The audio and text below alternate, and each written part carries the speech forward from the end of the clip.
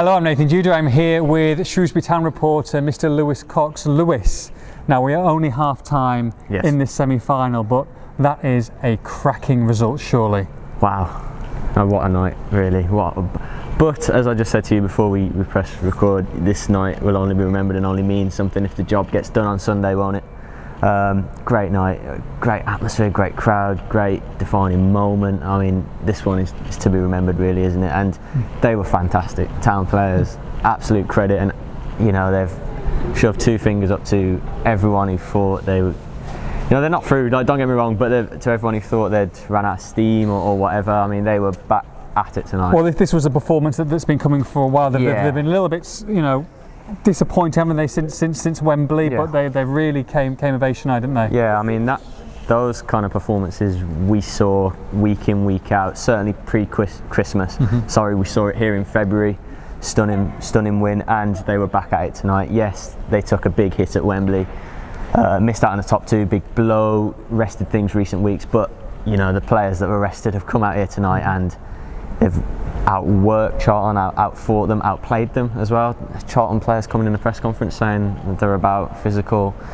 Town were good on the ball tonight, as good as Charlton, and you know, came up with a moment of quality, and wow, what a moment. Absolutely. I mean, stunning strike, and I'm sure we'll talk about that in a minute. But Charlton, look, good side. They had a really good run under Lee Bowyer. In those first 15-20 minutes, and there was only one side in it, wasn't there? Well, yeah, actually, very similar to the game in February. The Town won 2-0. Charlton had a number of chances that day inside 10 minutes. Didn't happen for them. Didn't happen for them here. A couple of great saves by Dino.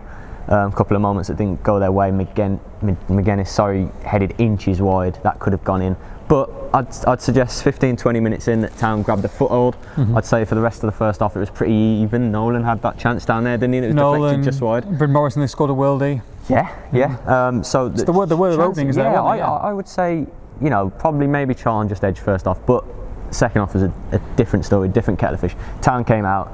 First 15-20 minutes, second half maybe a little bit cagey. There weren't too many chances, but Town with a better side and grew into it and started getting the chances. Started domination territory, and you know, I've said in my report that it was a deserved win, and I'll stand by that. Absolutely. So we come to the magic moment, the moment that I'm sure the 777 fans will remember for a long time, and I'm sure John Nolan will, because that is an absolute stunner of a strike in such an important game. And yeah, we're only half time, but that is the stuff dreams are made of. I would suggest that the Charlton fans behind us enjoyed it. I think there were a few applause. I think it was such a good strike. Polite words. I only lost my head a little bit.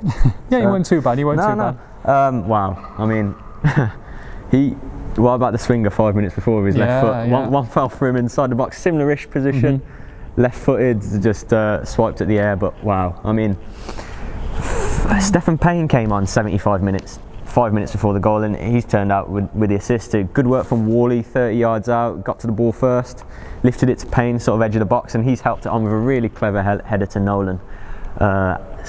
Edge of the box, right side, and wow, I mean, we've seen him at a few stunners this season, but that's the best of the lot. Is that up there one of the goals of the season that you've seen? Yeah, well, we had the goal of the season at the awards the other night, and that was...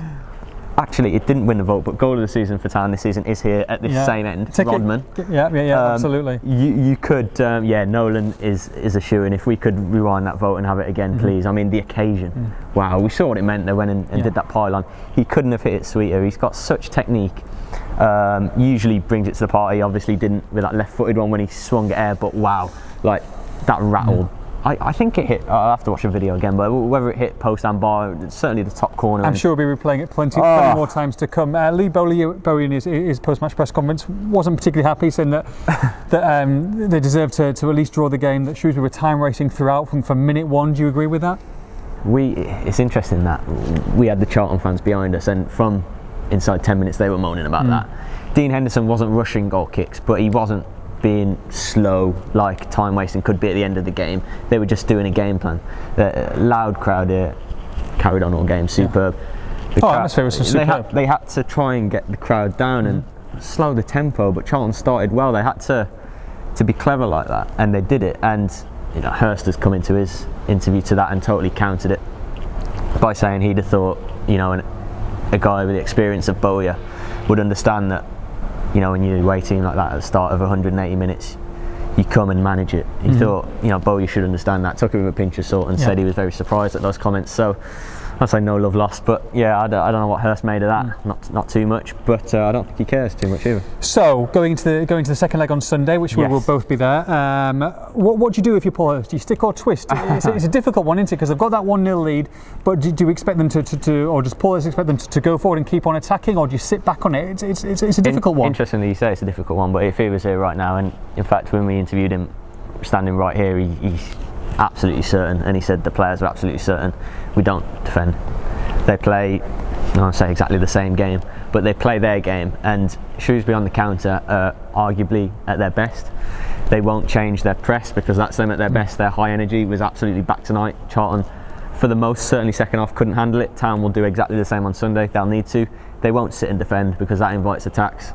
You know, it's hard to sit and defend for 90 minutes. Maybe top level European clubs can, but or no disrespect for Town, but that's a hard thing to do against quality Charlton side. They won't do that. They'll come out and they'll look to do what they did tonight, press, try and get chances of their own, because Charlton can concede.